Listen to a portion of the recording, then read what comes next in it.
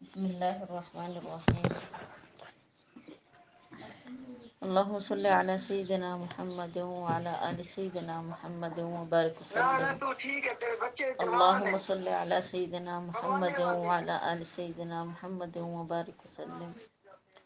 رب اشرح لی صدری ویسر لی امری واحلل عقدۃ من لسانی یفقهوا قولی رب زدنی علما رب زدنی علما رب زدنی علما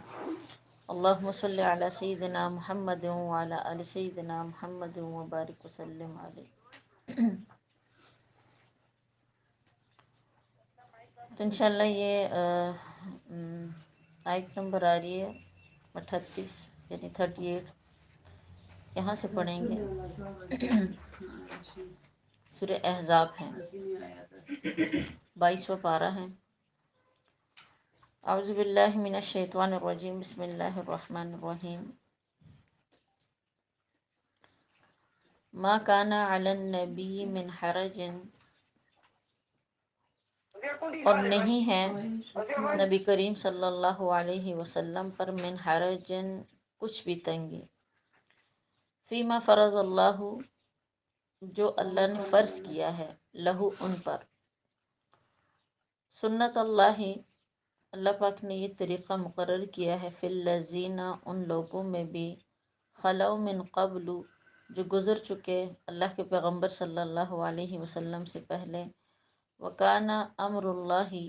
اور ہے اللہ کا حکم، قدرا مقدورا یعنی مقررہ شدہ. تو کل کے واقعہ آپ کو دیکھیے آپ کے ذہن میں ہے.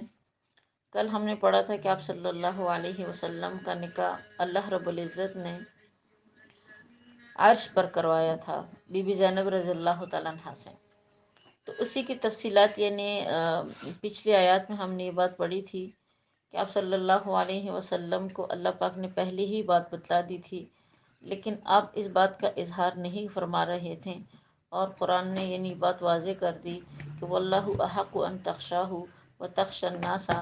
آپ کے ذہن میں یہ بات تھی کہ لوگ یعنی میرے پیچھے کیا کہیں گے کہ محمد نے اپنے ہی بیٹے کی بیوی سے نکاح کر لیا. حالانکہ زید جو تھا، زید بن حارثہ، وہ آپ صلی اللہ علیہ وسلم کا حقیقی بیٹا نہیں تھا، صرف لپالک بیٹا تھا. لیکن اس صورت کو جب ہم نے شروع کیا تو ہم نے شروع میں یہی بات پڑھی تھی کہ زمانہ جاہلیت میں یہ رواج تھا کہ جس بچے کی پرورش لوگ کرتے تھے تو اس بچے کو وہ حقیقی بچہ سمجھتے تھے، چاہے وہ بیٹا ہو چاہے وہ بیٹی ہو. یعنی اس کے وہی مطلب تمام معاملات ان کے ساتھ ہوتے تھے جیسے اپنے بچوں کے ساتھ ہوتے ہیں. تو اللہ پاک نے پچھلی آیت میں بھی اس چیز کی رد مطلب فرمائی، اور وہ تو دیکھیے قولاً بات تھی. یہاں پر اللہ کے پیغمبر صلی اللہ علیہ وسلم کی زندگی سے فعلاً اس چیز کو کروایا گیا کہ اے میرے حبیب، یہ رواج اتنا سخت ہے کہ اس کو اس وقت تک لوگ نہیں چھوڑیں گے جب تک آپ یعنی خود اس کام کو کر کے نہ دکھائیں. اور آپ صلی اللہ علیہ وسلم نے اس طرح پھر کیا. ظاہری بات ہے جیسے ان آیات میں ہے کہ آپ نے اپنے ہی بیٹے سے جس کی پرورش اللہ کے پیغمبر نے کی تھی، زید بن حارثہ، ان کی بیوی سے جب انہوں نے ان کو طلاق دے دی اور عدت گزر گئی تو عدت گزرنے کے بعد آپ صلی اللہ علیہ وسلم نے ان سے نکاح کیا. اور یہ نکاح بھی اللہ پاک نے بتائیں کہاں پر پڑھایا؟ آسمانوں میں. تو اس آیت میں جو آج کا سبق ہے اس میں اللہ کا حکم ہے کہ اے میرے حبیب، نکاح کرنے میں کوئی حرج ہے ہی نہیں. نکاح کرنا یہ تمام پیغمبروں کی سنت ہے. جیسے یہاں پر دیکھیں فرمایا گیا ہے کہ سنت اللہ فی الذین خلو من قبل. یہ کیسی سنت ہے کہ اس سنت پر صرف اللہ کے پیغمبر صلی اللہ علیہ وسلم نے عمل نہیں کیا، بلکہ آپ سے پہلے جتنے بھی پیغمبر گزرے ہیں ان تمام پیغمبروں نے اس سنت پر عمل کیا ہے. تو اس لیے دیکھیے کیسی سنت کی جو تمام انبیاء کے درمیان مشترک تھی، وہ ہے نکاح. حدیث پاک میں آتا ہے کہ آپ صلی اللہ علیہ وسلم نے فرمایا النکاح سنتی، نکاح میری سنت ہے. فمن رغب عنی فلیس منی، جو شخص بھی اس سنت سے اعراض کرے گا وہ کیا ہوگا؟ وہ مجھ سے نہیں ہوگا. ایک اور حدیث مبارکہ میں اللہ کے پیغمبر صلی اللہ علیہ وسلم نے بات ارشاد فرمائی کہ نکاح کرنے سے انسان کا آدھا ایمان محفوظ ہو جاتا ہے. شہوات کی طرف ظاہری باتیں دھیان نہیں رہتا۔ اللہ کے پیغمبر صلی اللہ علیہ وسلم نے فرمایا کہ پہلے امتوں میں درویشی جائز تھی، یعنی لوگ نکاح نہیں کرتے تھے اور اسی طرح رہتے تھے، لیکن امت محمدیہ صلی اللہ علیہ وسلم میں یہ طریقہ جائز نہیں ہے درویش پن کا، کہ تمام دنیا کو چھوڑ کر تنہائی میں بیٹھ کر اللہ کی عبادت کرو۔ دیکھو اللہ کو ہماری عبادات کی اول تو ضرورت ہی نہیں ہے، ٹھیک ہے نا؟ اس رب کی عبادت کرنے والے اتنے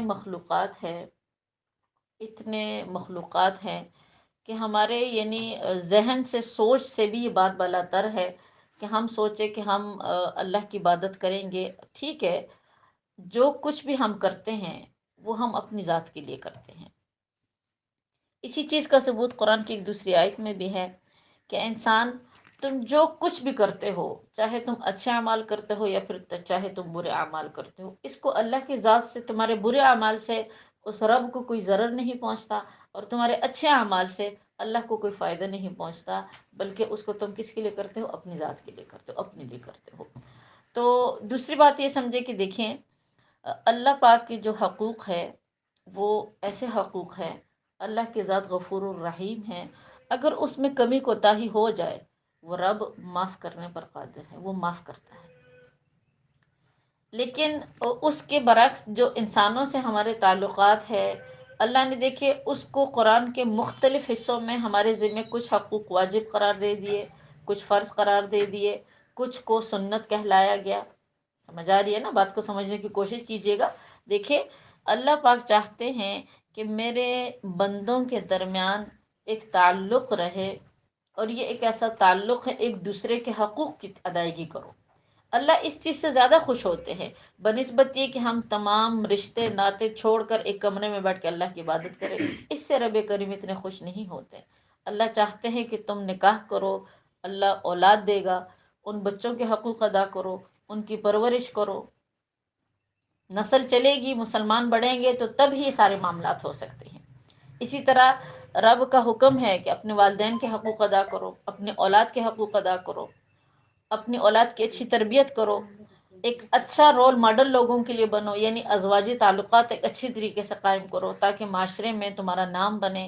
اور اسی طرح تمہاری نسل جو ہے وہ بقا پا سکتی ہے۔ انسان اگر چاہتا ہے کہ میں دنیا میں کافی ٹائم تک میرا نام زندہ رہے تو اس کا واحد ذریعہ ہے نیک اولاد، اور اولاد آپ کو پتہ ہے کہ نکاح کے ذریعے سے آ سکتی ہے۔ تو اس لیے اس آیت میں اللہ رب العزت نے انسان کو خطاب دیا ہے، یعنی آپ صلی اللہ علیہ وسلم کو اس نکاح پر تھوڑا سا تھا کہ مطلب لوگ کیا کہیں گے کہ بھئی محمد نے اپنے ہی بیٹے سے نکاح کر لیا ہے، تو آپ صلی اللہ علیہ وسلم کو اللہ رب العزت نے تسلی دی، اس لیے کہ آپ صلی اللہ علیہ وسلم اللہ کے تمام انسانوں میں سب سے زیادہ محبوب ترین انسان تھے۔ اللہ پاک کبھی بھی اس بات کو گوارا نہیں کرتے تھے کہ میرے حبیب کو ذرا برابر بھی تکلیف و ذہنی اذیت ہو۔ تو اس آیت کو نازل کر کے اللہ کے پیغمبر کو تسلی دی گئی کہ اے میرے حبیب، نکاح کرنا یہ کوئی بری بات نہیں ہے۔ نکاح ایک ایسی چیز ہے کہ تم سے پہلے جتنے بھی پیغمبر گزرے ہیں ان تمام پیغمبروں نے وقتاً فوقتاً نکاح کیے ہیں، ایک سے زیادہ بیویاں انہوں نے اپنے نکاح میں رکھی ہے۔ حضرت داؤد علیہ السلام کے بارے میں آتا ہے کہ ان کے نکاح میں 100 بیویاں تھیں، ان کی شریعت میں بات جائز تھی، ورنہ نعوذ باللہ کہنے کا مطلب یہ تو نہیں ہے کہ ان کو شہوت تھی یا ان کو مطلب چاہت تھی بیویوں کی، بس ان کی شریعت میں جائز تھی بات۔ حضرت سلیمان علیہ السلام کے بارے میں آتا ہے کہ ان کے نکاح میں تقریباً 900 بیویاں تھیں اور 100 باندیاں تھیں، یعنی 1000 کے قریب۔ تو اس میں کوئی حرج نہیں ہے۔ اللہ پاک نے اپنے پیغمبروں کے لیے متعدد نکاح کو جائز قرار دیا ہے، لیکن آخر کار ایک حد مقرر کر دی کہ مسلمان مرد، مومن مرد اگر وہ نکاح کرنا چاہتا ہے تو اس کی حد جو ہے وہ، بتائیں کیا حد اللہ پاک نے مقرر کی ہے؟ 4 عورتیں۔ ایک وقت میں ایک مرد اپنے نکاح میں 4 عورتیں رکھ سکتا ہے، اس سے زیادہ وہ نہیں رکھ سکتا۔ اس میں بھی شرط یہ ہے کہ وہ حقوق کی پابندی لازمی ہے، ورنہ قرآن کی آیت میں سورہ نساء میں رب کریم کا ارشاد ہے کہ اگر تم ڈرتے ہو کہ میں انصاف نہیں کر سکوں گا اگر میں نے ایک سے زیادہ نکاح کر لیا، تو پھر فواحدتن، تمہارے لیے کتنی بیویاں کافی ہے؟ ایک ہی بیوی کافی ہے۔ تو بہرحال نکاح ہمارے پیغمبروں کی سنت ہے، اور یہ دیکھیے یہ ایک فکر کی چیز ہے، ہمیں بھی اس چیز میں سوچنا چاہیے کہ آج کے جو بچے ہیں ان کے نکاحوں کو ہم بہت تاخیر سے مطلب کرتے ہیں، ہماری جو اولادیں ہوتی ہے وہ زندگی کے ایک حصہ گزار کے ان کی شادیاں ہم کرواتے ہیں، یہ چیزیں فتنہ برپا کرتی ہیں۔ یہ چیزیں انسان کے اندر جو مطلب خواہش نفس ہوتی ہے جس کو جائز طریقے سے استعمال کرنا چاہیے، بچے آج کل یونیورسٹیوں اور کالجوں میں جا کے اس چیز کو ناجائز طریقے سے استعمال کر رہے ہیں۔ تو اس میں بچوں کا قصور نہیں، بلکہ روایات میں آتا ہے کہ اگر تمہاری بیٹی بالغ ہو جائے اور بلوغت کے بعد تم نے اس کے نکاح میں اتنی تاخیر کر دی کہ اس بچی سے کوئی گناہ سرزد ہو جائے، تو وہ بچی گناہ گار اتنی نہیں ہوگی جتنے اس کے والدین جو ہے وہ گناہ گار ہوں گے، ماں باپ گناہ گار ہوں گے۔ تو بہرحال قرآن اور حدیث میں نکاح کی فضائل بہت زیادہ ہے، اس چیز کی طرف ہم سب کو مطلب توجہ دینی چاہیے، خاص طور پر آج کل جو معاشرہ چل رہا ہے، جو وقت چل رہا ہے، آپ سب کو پتہ ہے کہ ایک تو اس دنیاوی تعلیم نے ہمارے بچوں کو بگاڑ دیا ہے، دوسری بات یہ ہے کہ جو ہمارے ہاتھوں میں جو انٹرنیٹ کی صورت میں موبائل آ چکے ہیں، انہوں نے جو تھوڑا بہت ایمان ہمارے اندر باقی تھا یہ چیز بھی مطلب ضائع کروا دی ہے۔ تو ہمارے اکابرین یہی فرماتے ہیں کہ آج کے دور میں افضل ترین یہی ہے کہ بچے چاہے وہ لڑکا ہے چاہے وہ لڑکی ہے، اس کے نکاح کو اس کی یعنی شادی جلد سے جلد کی جائے، اور یہی سنت ہے اور یہی اللہ کا حکم ہے۔ آگے فرمایا گیا ہے کہ الذین یبلغون رسالات اللہ ویخشونہ، وہ لوگ جو پہنچاتے ہیں رسالات اللہ، اللہ کا پیغام، یخشونہ، وہ اس پیغام کو پہنچانے میں اللہ سے ڈرتے ہیں، ولا یخشون احدا الا اللہ، اور اللہ کا حکم، اللہ کی بات جہاں پر آئے تو وہاں پر ہمیں اللہ کے علاوہ کسی اور سے نہیں ڈرنا چاہیے۔ وکفیٰ باللہ حسیبا، اس لیے کہ ہمارے ہر کام کا حساب اور کتاب لینے والی ذات کون سی ہے؟ اللہ کی ذات ہے۔ یعنی جہاں پر شریعت کے خلاف بات ہو رہی ہو تو ہمیں اس پر ڈٹ جانا چاہیے اور ہمیں شریعت کی بات کرنی چاہیے۔ حدیث مبارکہ میں آتا ہے کہ اللہ کے حبیب صلی اللہ علیہ وسلم نے ارشاد فرمایا کہ جہاد کے 3 طریقے ہیں، 3 طریقوں سے تم جہاد کر سکتے ہو، 3 طریقوں سے تم اللہ کا دین پھیلا سکتے ہو۔ سب سے پہلی بات کہ تم یعنی جب بھی بات کرو اس کو یعنی کوئی بھی گناہ ہے، کسی بھی جگہ پر شریعت کے خلاف کوئی کام ہو رہا ہے، اس کو تم اپنے ہاتھ کے ذریعے سے روکو۔ یعنی اگر تمہاری اتنی قدرت ہے کہ جس محفل میں جس جگہ پر اللہ کے حکم کے خلاف کوئی کام ہو رہا ہے تو اس کام کو تم کس ذریعے سے روکو؟ اپنے ہاتھوں کے ذریعے سے روکو۔ فرمایا اللہ کے پیغمبر نے اگر اپنے ہاتھوں سے روکنے کی قدرت نہیں رکھتے تو پھر اس کو اپنے قولاً اپنے بات کے ذریعے سے روکو، یعنی وہاں پر اللہ کے لیے بات کرو، اس لیے کہ قرآن کہہ رہے کہ وَكَفَى بِاللَّهِ حَسِيبًا، تمہارا حساب کتاب دنیا میں کوئی تم سے نہیں لے گا، ہاں لیکن اللہ کی ذات ایسی ہے کہ جو ہر انسان سے انفرادی طور پر حساب لے گا قیامت کے دن۔ اس لیے قولاً تم بات کے ذریعے سے اس برائی کو روکو، اس گناہ کو روکو، اور اگر تم اس کی بھی استطاعت نہیں رکھتے یعنی تم بولنے کے ذریعے سے بھی اس گناہ کو نہیں رکھ سکتے تو اللہ کے حبیب صلی اللہ علیہ وسلم نے ارشاد فرمایا کہ اس گناہ کو تم روکو، یعنی اس کو تم اپنے دل کے اندر برا سمجھو۔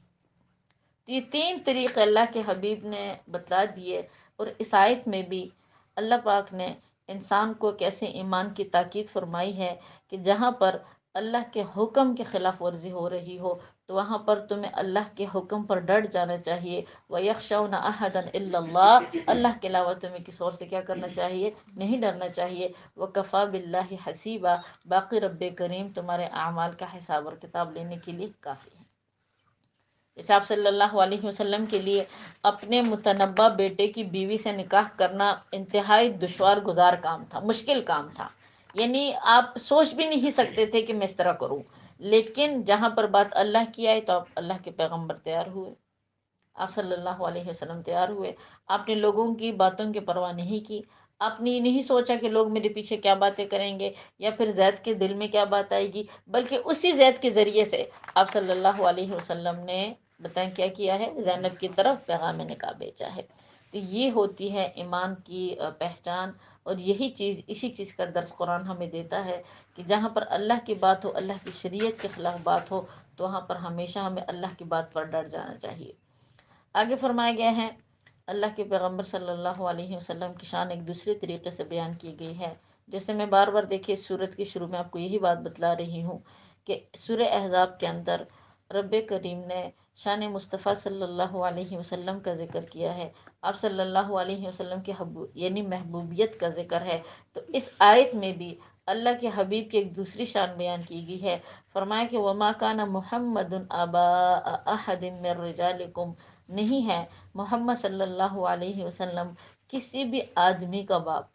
تم مردوں میں سے وہ کسی کا باپ نہیں ہے، ولیکن رسول اللہ، ہاں لیکن وہ اللہ کے رسول ہے، وہ خاتم النبیین، اور تمام نبیوں کے مہر ہے، سب سے آخر میں آنے والے نبی ہے، تمام انبیاء کو ختم کرنے والے ہیں، وکان اللہ بکل شیء علیما، بے شک اللہ پاک ہر چیز کو جاننے والا ہے۔ آیت میں کچھ عقائد کی طرف رہنمائی کی گئی ہے۔ سب سے پہلے تو یہ بات بتا دی کہ ہم نے محمد کو مردوں میں سے کسی کا باپ نہیں بنایا، اس لیے کہ لوگ باتیں کر رہے تھے نا کہ محمد نے اپنے بیٹے کی بیوی سے نکاح کر لیا، تو قرآن نے کہہ دیا کہ بھائی محمد تو کسی مرد کا باپ ہے ہی نہیں، اللہ نے تو اس کو بیٹے جو دیے ہیں وہ بلوغت سے پہلے ہی وفات پا چکے تھے۔ آپ صلی اللہ علیہ وسلم کے جو بیٹے تھے طیب، قاسم، طاہر اور ابراہیم، وہ تو بلوغت سے پہلے ہی انتقال کر چکے ہیں، یعنی وفات پا چکے ہیں۔ اور دیکھیں یہاں پر اس بات کو سمجھے کہ آپ صلی اللہ علیہ وسلم کے بچے جو ہیں، یہ نہیں کہ اللہ نے آپ کو نرینہ اولاد نہیں دی، اللہ نے آپ کو نرینہ اولاد عطا کی ہے، ٹھیک ہے نا، یعنی آپ میں یہ نقص نہیں تھا کہ اللہ آپ کو دے ہی نہیں رہے تھے، دی ہے، لیکن واپس لینے کا مقصد کیا تھا؟ واپس لینے کا مقصد یہ تھا کہ اگر محمد کا کوئی بیٹا ہوتا اور وہ بلوغت تک پہنچتا تو محمد کے نبوت کے بعد نبوت کس کو ملنی تھی؟ آپ صلی اللہ علیہ وسلم کے اولاد کو، آپ کے بیٹے کو۔ حالانکہ اللہ نے تو آپ کو کیا بنایا ہے؟ آیت میں کیا بات بتلا دی؟ وَخَاتَمُ النَّبِيِّينَ، اس لیے کہ وراثت جو ہے منتقل ہوتی ہے اولاد کی طرف، یعنی بیٹوں کی طرف، اور نبوت کا معاملہ کچھ ایسا ہے کہ یہ بیٹیوں میں تو جاتا ہی نہیں ہے، لڑکیوں میں تو یہ جاتا ہی نہیں ہے، یہ تو مطلب مردوں میں جاتا ہے، تو اس لیے قرآن پاک نے یہ بات ارشاد فرما دی کہ محمد کو تو اول کوئی بیٹا ہے ہی نہیں، اگر محمد کا بیٹا ہوتا تو پھر محمد خاتم النبیین نہ ہوتے۔ دوسری بات بتلا دی کہ ولیکن رسول اللہ، بے شک محمد مردوں میں سے کسی کا باپ نہیں ہے، لیکن اللہ نے رسول اللہ کا لقب ان کو دیا ہے، اللہ پاک نے اس نبی کو وہ یعنی حیثیت دی ہے، وہ شان دی ہے، وہ تعلق دیا ہے کہ قیامت تک آنے والے لوگ اللہ کے پیغمبر صلی اللہ علیہ وسلم کا کیا کریں گے؟ ذکر کریں گے۔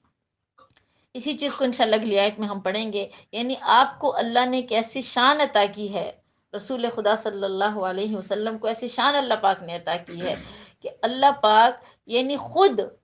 آپ صلی اللہ علیہ وسلم پر درود پڑھتے ہیں۔ کسی نبی کی شان نہیں ہے جو شان اللہ پاک نے ہمارے پیغمبر صلی اللہ علیہ وسلم کو عطا کی ہے۔ اللہ پاک نے کسی امت کو یعنی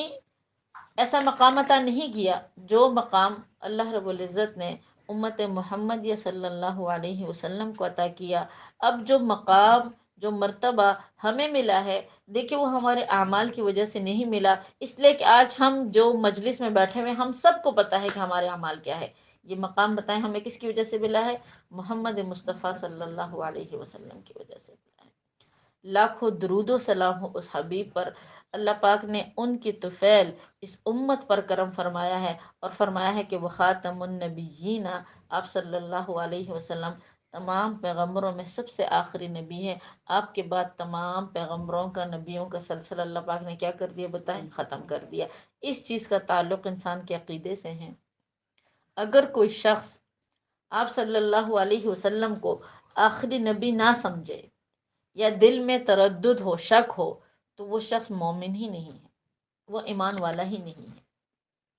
اس لیے کہ دیکھیں اس چیز کی وضاحت قرآن کی آیت سے ہو رہی ہے۔ قرآن کے اندر اللہ رب العزت نے جتنی بھی بات ارشاد فرمائی ہے، جتنے بھی احکامات آئے ہیں، ان سب پر ایمان لانا ہم سب کے ذمہ فرض ہے، لازم ہے، ضروری ہے۔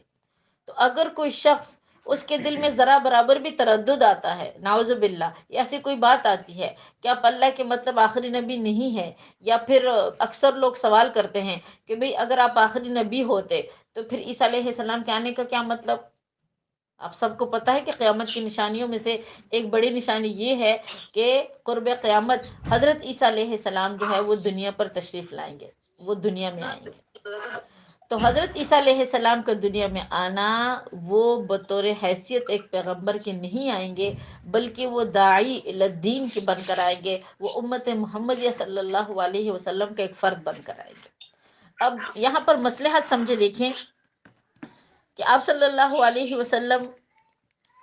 آخری نبی تھے،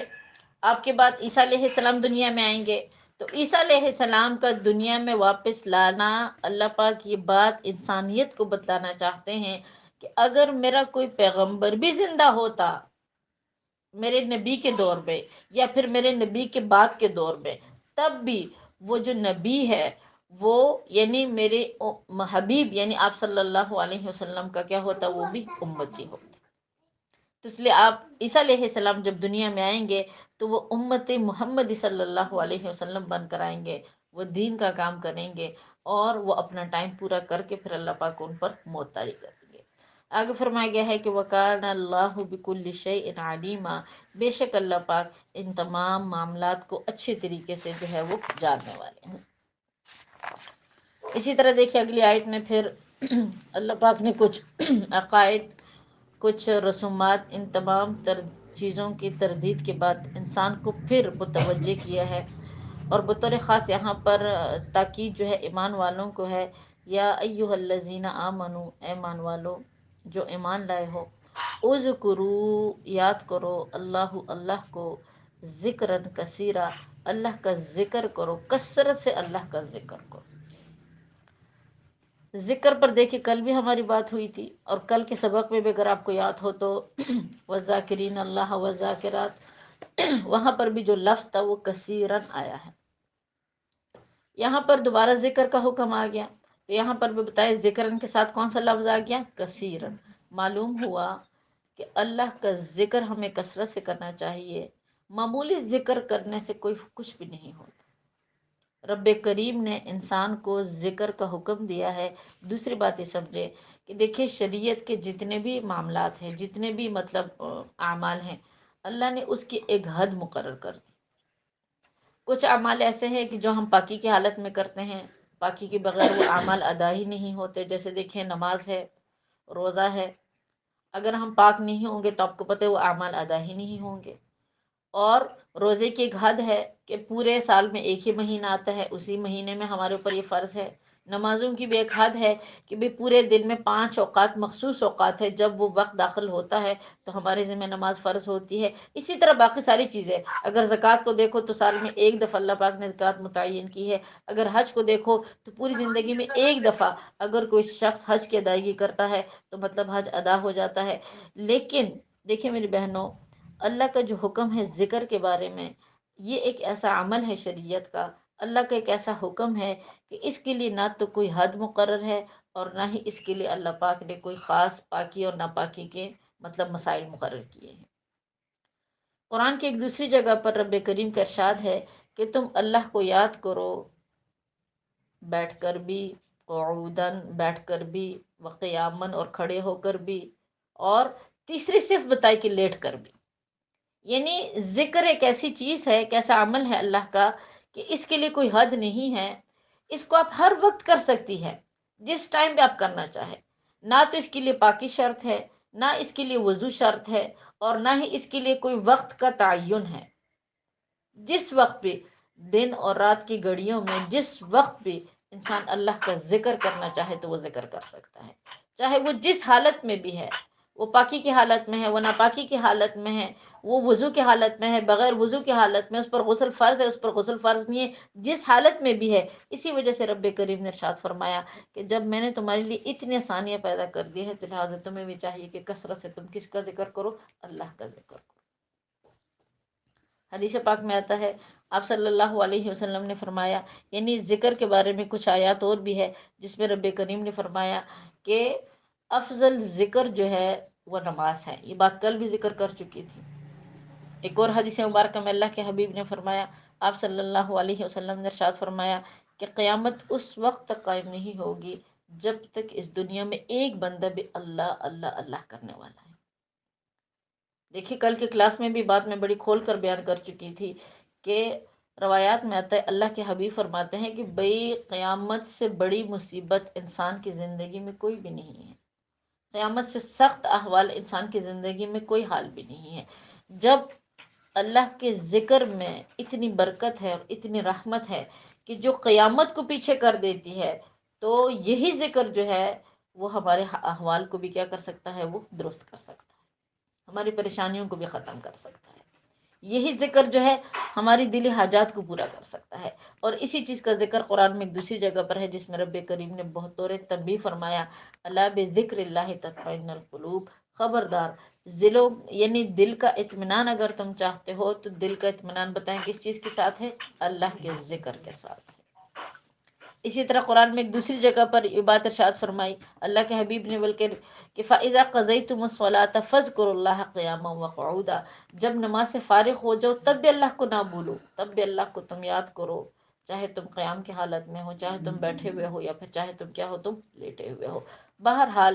ذکر کے بارے میں حدیث مبارکہ میں بہت زیادہ روایات آئی ہے۔ ایک حدیث میں اللہ کے حبیب صلی اللہ علیہ وسلم نے ارشاد فرمایا کہ اگر کسی جگہ پر مجلس لگی ہوئی ہو اور اس مجلس کو بغیر اللہ کے ذکر وہ مجلس ختم ہو جائے، تو کہتے قیامت کے دن سب سے زیادہ انسان کو اس مجلس پر حسرت ہوگی۔ اسی طرح مزید روایات میں آتا ہے کہ آپ صلی اللہ علیہ وسلم نے فرمایا کہ ذکر کے علاوہ زیادہ نہ بولا کرو، اس لیے کہ ذکر کے علاوہ باقی جتنی بھی باتیں ہیں قیامت کے دن وہ تمہارے لیے وبال بنیں گی، یعنی تمہیں اس کا حساب اور کتاب دینا پڑے۔ ہاں، لیکن جو شخص ذکر کرتا ہے تو یہ جو ذکر ہے یہ انسان کے لیے کیا ہے، یہ وبال نہیں ہے۔ اسی طرح ایک اور حدیث میں آیا ہے، آپ صلی اللہ علیہ وسلم نے ارشاد فرمایا کہ اگر تم چاہتے ہو کہ اللہ تمہارے دل کی سختی کو دور کرے تو کثرت سے اللہ کا ذکر کرو، اللہ کو یاد کرو۔ اسی طرح روایات میں آتا ہے کہ ایک اعرابی آیا اور اس نے آپ صلی اللہ علیہ وسلم سے سوال کیا کہ یا رسول اللہ صلی اللہ علیہ وسلم، لوگوں میں سب سے بہترین کون ہے؟ آپ صلی اللہ علیہ وسلم نے فرمایا کہ جس کی عمر لمبی ہو، یعنی جس کی عمر کیا ہو، زیادہ ہو۔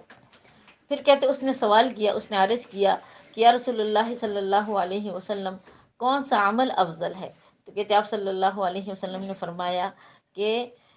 تم دنیا سے اس حال میں رخصت ہو کہ تیری زبان پر اللہ کا ذکر ہو، یعنی جب تم دنیا سے جدا ہو تو اس حال میں جدا ہو کہ تمہاری زبان پر بتائے کس کا ذکر ہو، اللہ کا ذکر ہو۔ بہرحال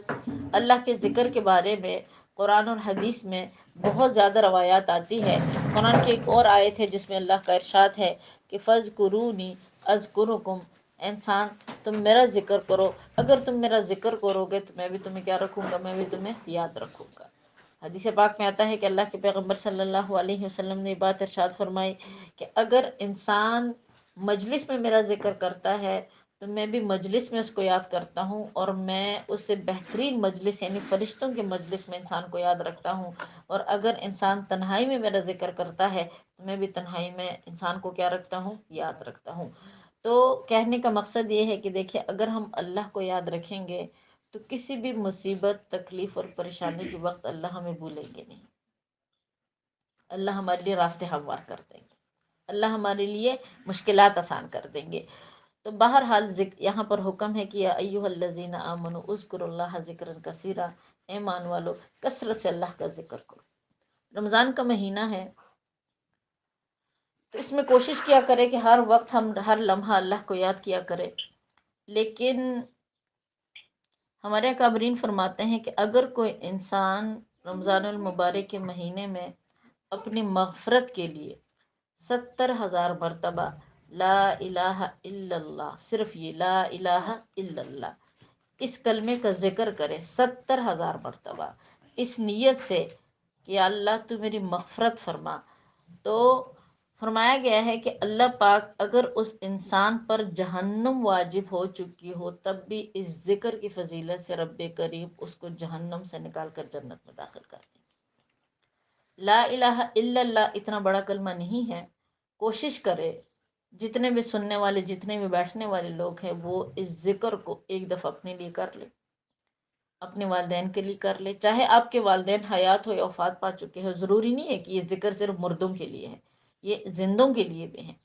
آپ جس سے تعلق آپ کا ہے، جس کو آپ چاہتی ہے کہ بھئی اللہ پاک اس کی مغفرت کرے، اس کی لسانیہ کرے، چاہے وہ رشتے میں آپ کا کچھ بھی لگتا ہو، بہن بھائی ہو، آپ کی اولاد ہو، آپ کے شوہر ہو، آپ کے دادا دادی ہو، نانا نانی ہو، ماں باپ ہو، جو بھی ہو، آپ جس کے لیے بھی کرنا چاہے تو اس کو کر سکتی ہے۔ اس کے بڑے فضائل حدیث مبارکہ میں آتے ہیں۔ اللہ کے حبیب صلی اللہ علیہ وسلم نے فرمایا، افضل الذکر لا الہ الا اللہ و افضل الدعاء الحمدللہ،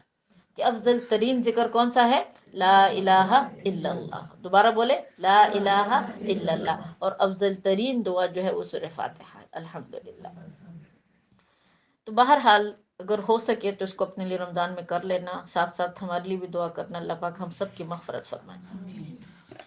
وَسَبِّحُوهُ، اور تم پاکی بیان کرو اس رب کی، بکرۃ صبح کو، و اصیلا اور شام کو،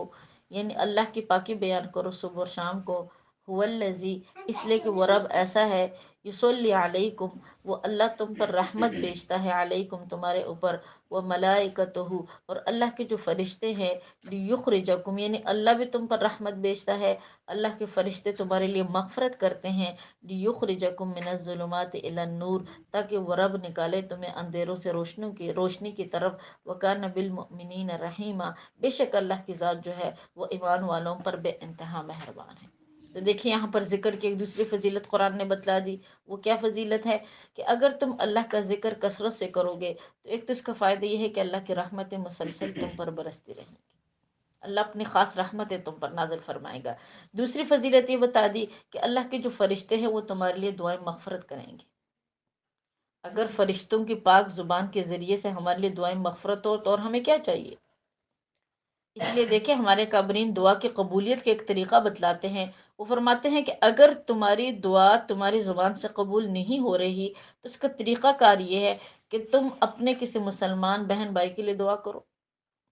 اگر تم اپنے کسی مسلمان بہن بھائی کے لیے دعا کرو گے تو پھر حدیث پاک میں کیا بات آتی ہے کہ اگر تم کسی اپنے ایمان والے بندے کے لیے دعا کرو گے تو اللہ پاک وہی دعائیں جو ہے اب فرشتے تمہارے لیے کریں گے۔ ہماری زبانیں دیکھیں گناہ گار ہے، ہماری زبانوں میں ہو سکتا ہے کہ وہ تاثیر نہ ہو کہ اللہ پاک اس کو قبول کرے، لیکن فرشتوں کی زبان بالکل پاک صاف ہے۔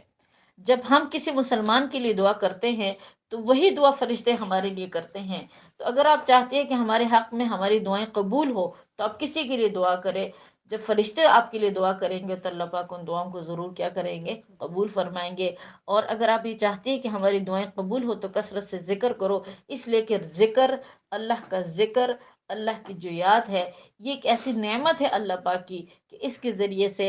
قرآن خود گواہی دے رہا ہے، یصلی علیکم، کہ اللہ پاک رحمت برساتے ہیں اس کے ذریعے سے، وہ ملائکتہ، اللہ کے فرشتے تمہارے لیے استغفار کرتے ہیں۔ اور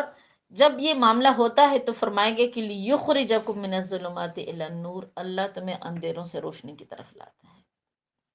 اللہ تمہیں تاریکیوں سے کس کی طرف لاتا ہے؟ روشنی کی طرف۔ اللہ تمہارے ایمان کو قوی کر دیتا ہے،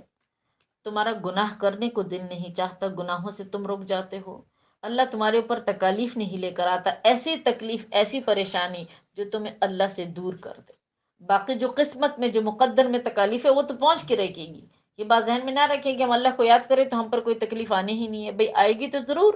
اس لیے کہ ہم مومن ہیں، مومن کے لیے دنیا قید خانہ ہے، پریشانیاں آتی تو ضرور ہے، لیکن ایسی کوئی پریشانی نہیں آئے گی کہ جو ہمیں اللہ سے دور کر دے، ہمیں دین سے دور کر دے، اور ہمارے لیے مطلب ہمارے دل بند ہو جائے، اس میں ہم سے صبر نہ ہو پا رہا ہو، ایسی کوئی حالت نہیں ہوگی۔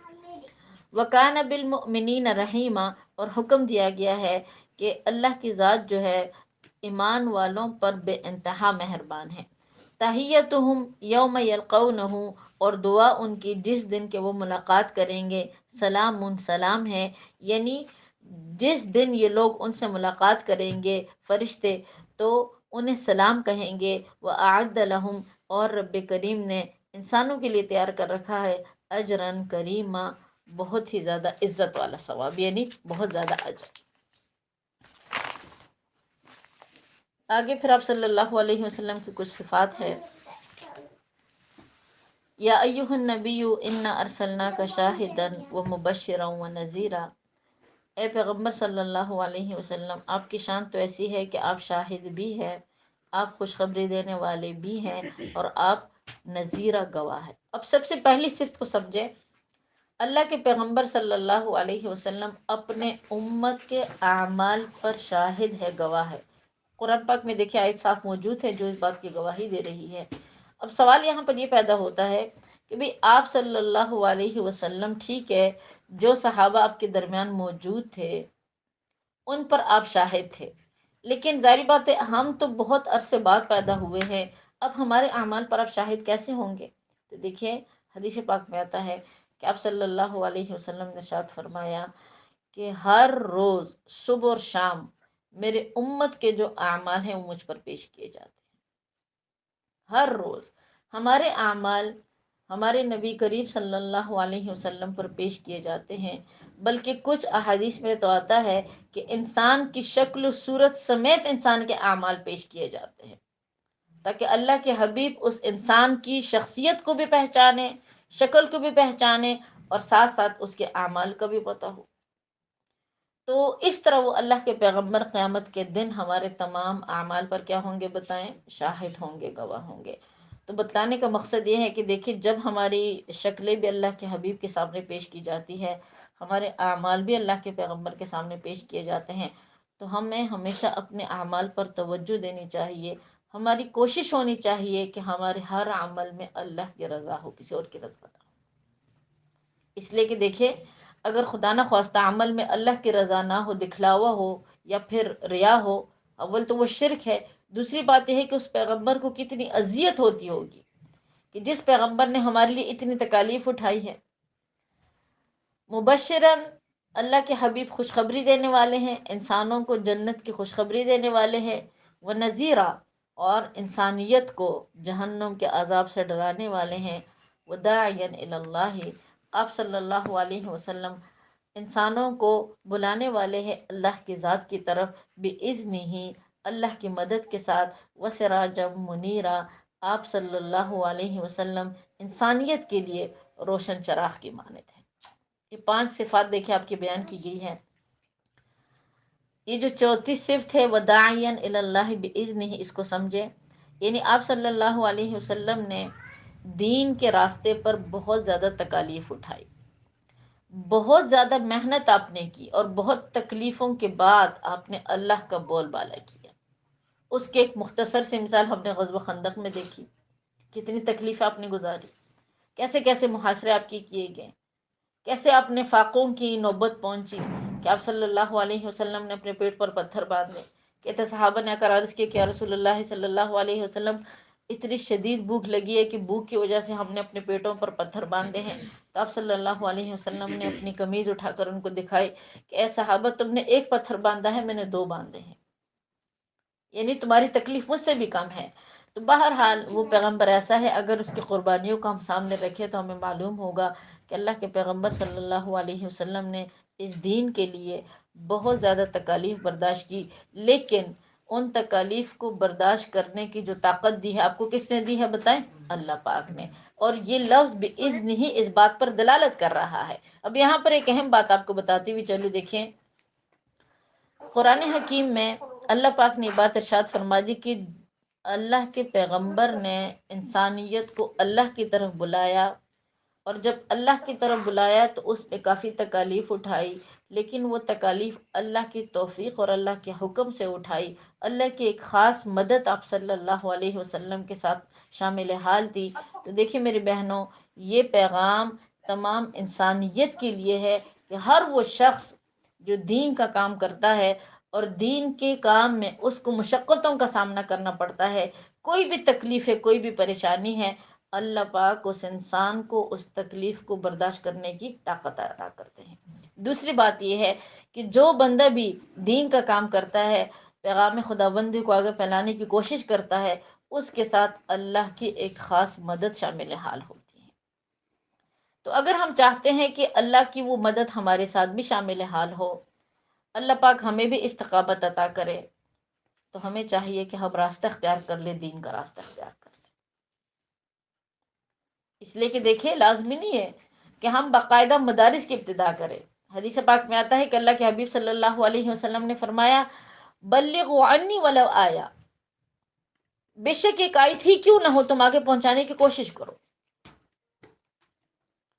معمولی سی آیت ہی کیوں نہ ہو، کوئی معمولی سی سنت ہی کیوں نہ ہو، چھوٹی سی سنت ہی کیوں نہ ہو، اس کو آگے پھیلاؤ، اس کو آگے پہنچاؤ۔ اگر تم چاہتے ہو کہ رب کی مدد ہمارے ساتھ کیا ہو، شامل حال ہو، اور اس پر ہمارا یقین ہے، ہمارا تجربہ بھی ہے کہ واقعی اس راستے میں جو بھی مسائل آتے ہیں تو اللہ کی مدد خاص شامل حال ہوتی ہے، اور فرمایا کہ وہ سراجم منیرہ، آپ صلی اللہ علیہ وسلم جو ہے وہ انسانیت کے لیے کیا ہے، وہ روشن چراغ ہے۔ انشاءاللہ اس کو کل واضح کروں گی، مساج کے لیے میں کافی ایک دو حدیث انشاءاللہ دیکھ لیتے ہیں۔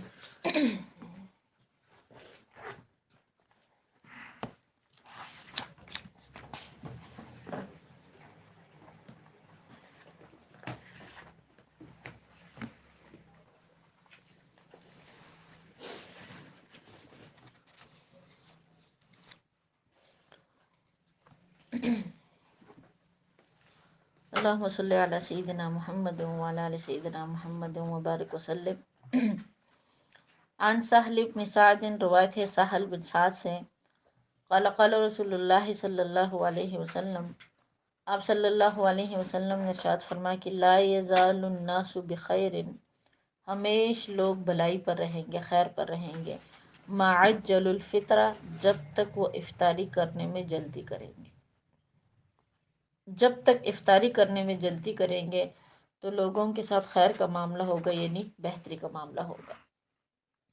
ان انس ابن زید، روایت ہے انس سے، فرماتے ہیں کہ تسحرنا مع رسول اللہ صلی اللہ علیہ وسلم، ایک دن ہم نے سحری کی اللہ کے پیغمبر صلی اللہ علیہ وسلم کے ساتھ، ثم قام الی الصلاۃ، سحری کے بعد آپ صلی اللہ علیہ وسلم نماز کی طرف کھڑے ہوئے، قلت، تو راوی کہتے ہیں کہ میں نے اس صحابی سے پوچھا کہ کم کان بین الاذان والسحوری، کتنا فاصلہ تھا آپ صلی اللہ علیہ وسلم کی سحری میں اور فجر کی اذان میں، تو قالا، یعنی اس صحابی نے فرمایا کہ قدر 50 آیا، کہ جتنی دیر میں 50 آیتیں پڑھی جاتی ہے اتنا فاصلہ تھا، یعنی آپ اذان کے اتنے قریب سحری فرماتے تھے اللہ کے پیغمبر کہ تقریباً 50 آیتیں جتنے ٹائم میں پڑھی جاتی ہے اتنے ہی ٹائم پہلے آپ صلی اللہ علیہ وسلم سحری کو، یعنی سحری سے فارغ ہو جاتے تھے، آپ کھانا پینا بند کر دیتے تھے، اور یہ ٹائم تقریباً کتنا ہے، تقریباً یہ 5 منٹ کا ٹائم ہے۔ آپ سب کے پاس نقشہ تو ہوگا میرے خیال میں کہ کس ٹائم پہ سحری بند ہوتی ہے، اس لیے کہ روز اس کا ٹائم چینج ہوتا ہے، کوئی مخصوص ٹائم نہیں کہ میں بتاؤں کہ بھی آج، اس لیے کہ وہ روز ہی 2 منٹ پیچھے ٹائم جا رہا ہے، تو کوشش کرے وہ جو نقشہ ہے اس کے ٹائم سے تقریباً 2-3 منٹ یا پھر 4-5 منٹ پہلے آپ سحری بند کیا کریں، یہی سنت رسول صلی اللہ علیہ وسلم، اور اسی میں خیر ہے۔ عن ابی ہریرہ، روایت ہے ابی ہریرہ رضی اللہ تعالیٰ عنہ سے، قال فرماتے ہیں نہا رسول اللہ صلی اللہ علیہ وسلم عن الوصال، آپ صلی اللہ علیہ وسلم نے ہمیں منع فرمایا ہے عن الوصال فی الصوم، وصال کے روزے رکھنے سے۔ وصال کے روزے کس کو کہتے تھے؟ دیکھیے پہلے زمانے میں لوگ روزے رکھتے تھے 3 دن کے، اور وہ ایسے روزے ہوتے تھے کہ وہ مسلسل دن رات چلتے تھے، نہ اس میں سحری ہوتی تھی نہ اس میں افطاری ہوتی تھی، یعنی 3 دن تک نہ رات کو نہ دن کو کھانا پینا ہوتا تھا۔ تو